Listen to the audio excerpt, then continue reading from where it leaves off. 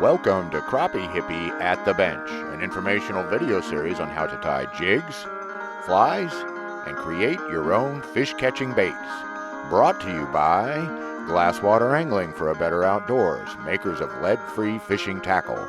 Find us at glasswaterangling.com. And now, here's Crappie Hippie at the Bench. Now, we could do a thing like where I take one feather and make a whole jig out of it. Meaning, we take say 2 to 4 of those hackle feathers, okay, and I'll make the tail, I'll make the body, I'll make a collar out of the same kind of feather. Fantastic. Is that so simple enough, or what you want to do? Yeah, that sounds great. All right, we'll do that. It shows everything. There's fresh ones. Okay. And there's tons of scrap. There's some laying right here that's just laying around. And those are mostly those are mostly closed up. The real soft saddle type hackle. I mean the Schlappen type in there. Yeah. But there's a few saddles maybe. But mostly that one might be Schlappen. I could find a. We'll just use a couple. These are fine because they've got everything we want here. Okay. So I'll just take these 2 feathers right here.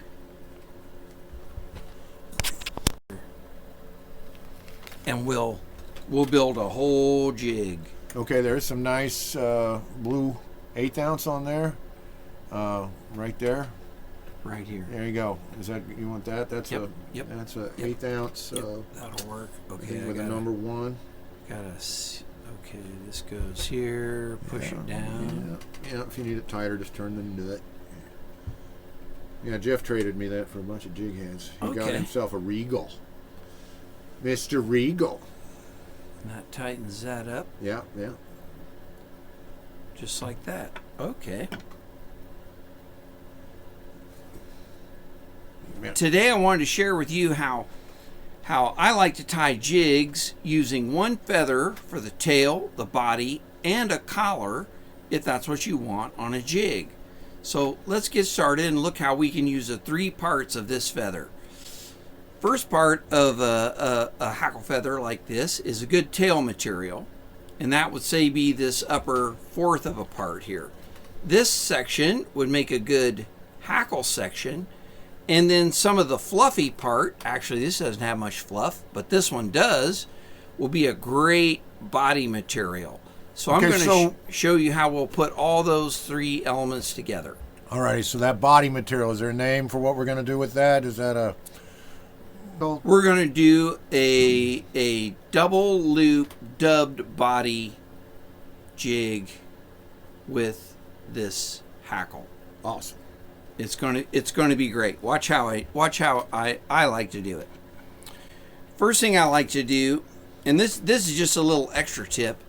A lot of people, when they go to start a jig, they'll pull out 3 or 4 inches of thread and then wrap it around to get the thread started. Well, when I got thinking about it, it's like I'm wasting 3 or 4 inches of thread every time that I start a jig. So what I started to do was just take the end of the thread, lay it across the body, pinch it with my thumb, wrap forward to where I want to go, wrap back 2 or 3 wraps, and I've attached my thread, but I'm not cutting off 3 inches of my thread. So I'm going to lay a good underbody here, which I like to stop right about at the hook point. And then I'm going to take my 2 hackle feathers,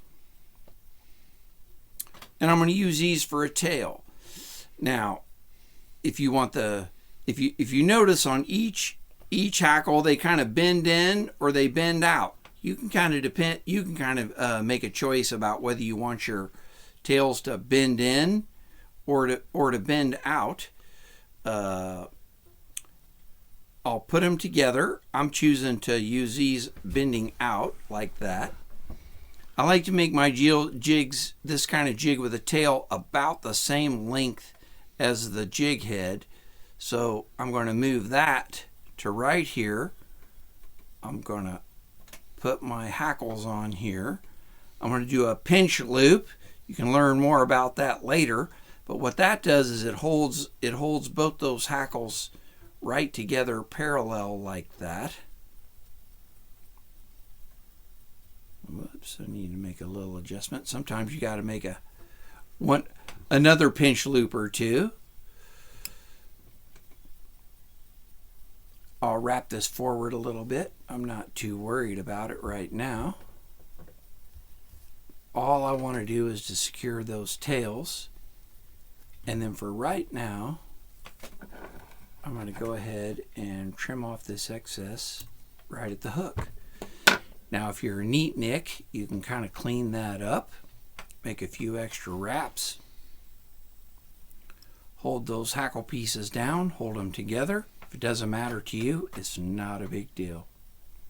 All right, now we're going to make the body section of our jig at this point. If you wanted to, you could add some crystal flash in here if that were something that you liked or wanted to do. There's some blue up there. It looks purple, but that actually right is here. blue. Yeah. Okay.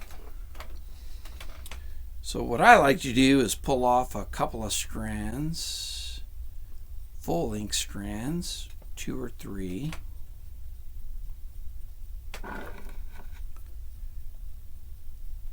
I like to just cut them full length right next to the connection. I like to then fold these in half, cut them in half, and then I'm going to put those together. I'm going to wrap those around my thread, halfway point, pull it up, hold it on top. Whoops, I got one going a little crazy there. Tie it down. And you can kind of work that around on either side. And that wild one, I'm just going to pull it back too.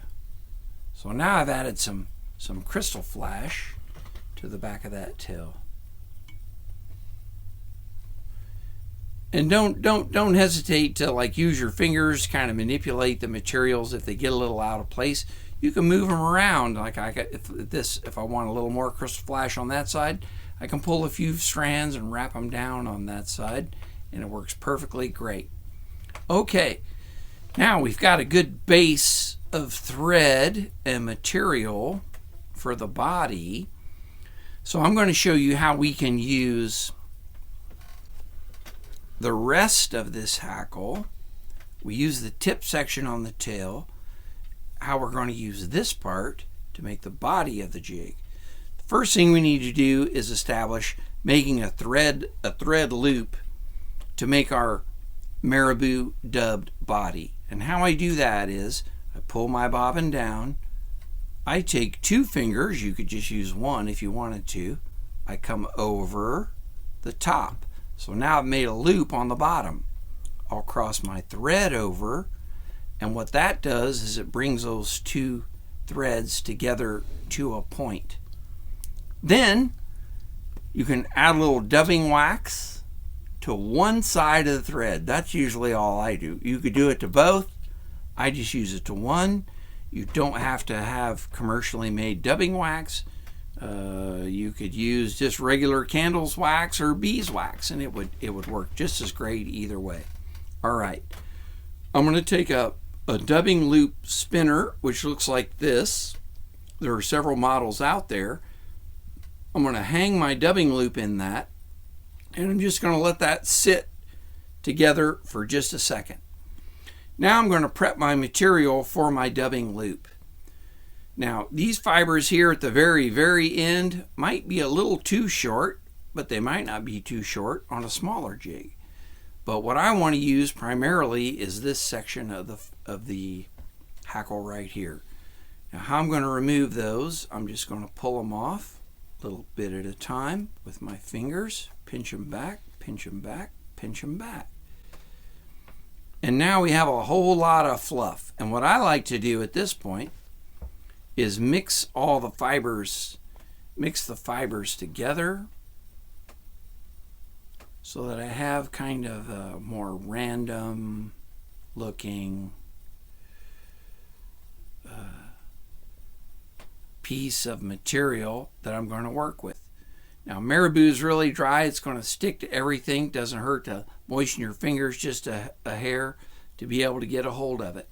Now, what I like to do, come back to my dubbing loop, and on the waxed side of the thread, I like to start to stick some of these feathers. See how the wax is holding the feathers on the dubbing loop there.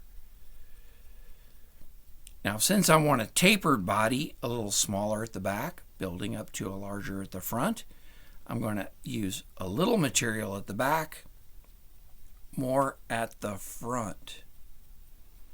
And you can play around with this until you get the amount of material that seems right to you for what makes a body, the density, the color, the size that you like.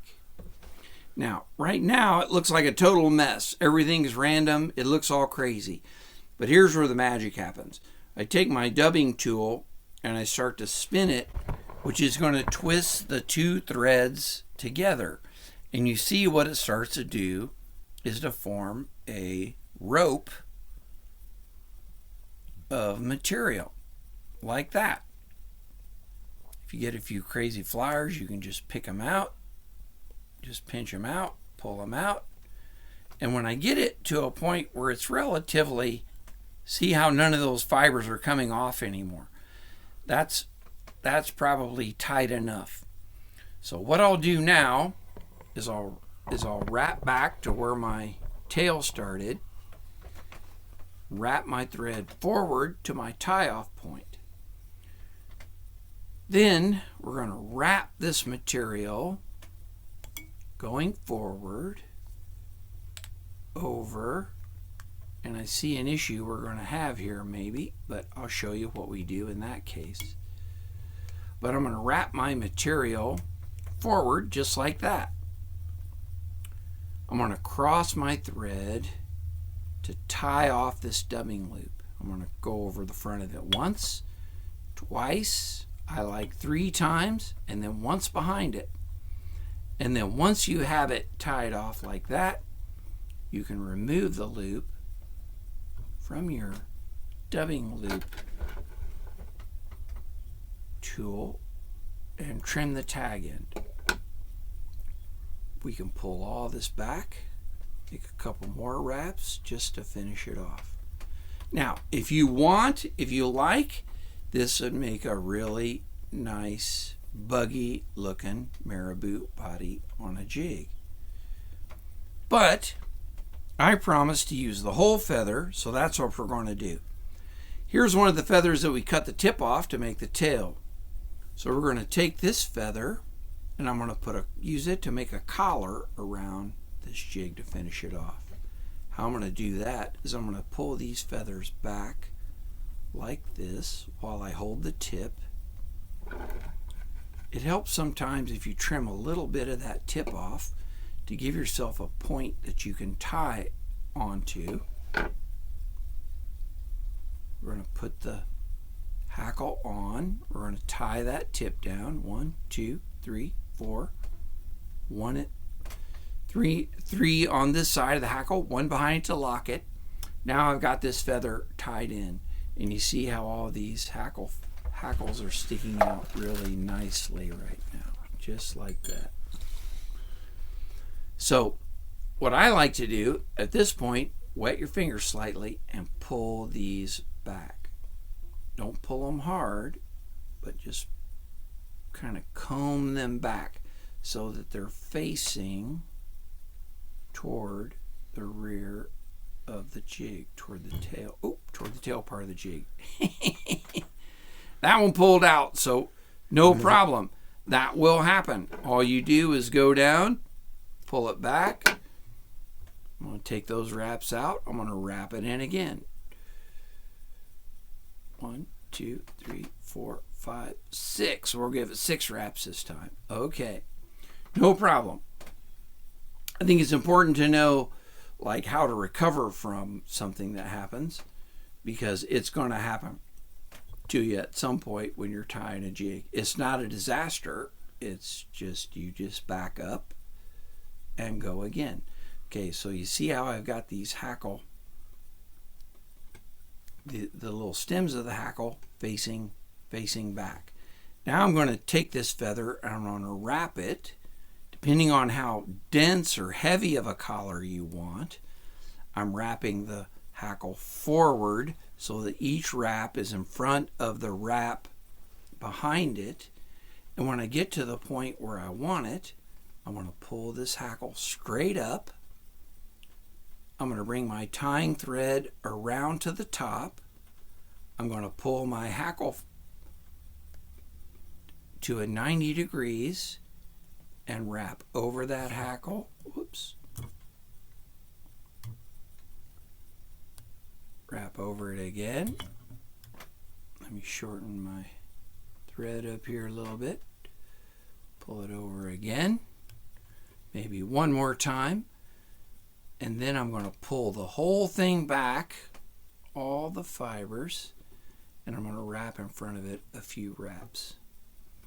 Now, 2 ways to finish this off if you want. One, you can leave this on, and I'm going to show you this one. Take your whip finishing tool and do a whip finish. Just leave that stem long. Whoops.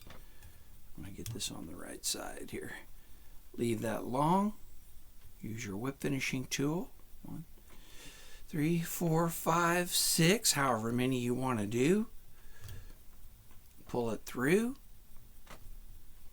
Then clip off the excess. Then on jigs, because I fish them kind of hard, I like to do another whip finish. 1, 2, 3, 4 or 5 wraps usually gets it. But I'm going to do more than that just to show you how you can also use a whip finish to make a little bit of a color band between the head and the body. You may want to use a red color there to suggest gills or something like that. Take my scissors, cut my thread away, and there you go. You've got a nice hackle collar. You've got a marabou dubbed body. You've used the hackle tips for a tail with a little flashabou in there. And that makes a great jig with just using one feather.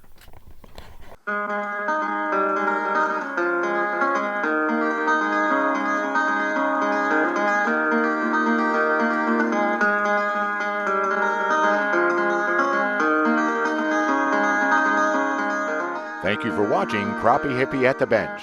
Crappie Hippie at the Bench was brought to you by Glasswater Angling. Find us at glasswaterangling.com. You can also find Crappie Hippie and his good buddy Tim Tacklebox Beat on the Lure Love podcast, released every other Wednesday. But most of all, everybody get on out there with your hand-tied jigs, bugs, and lures and catch yourself some fish.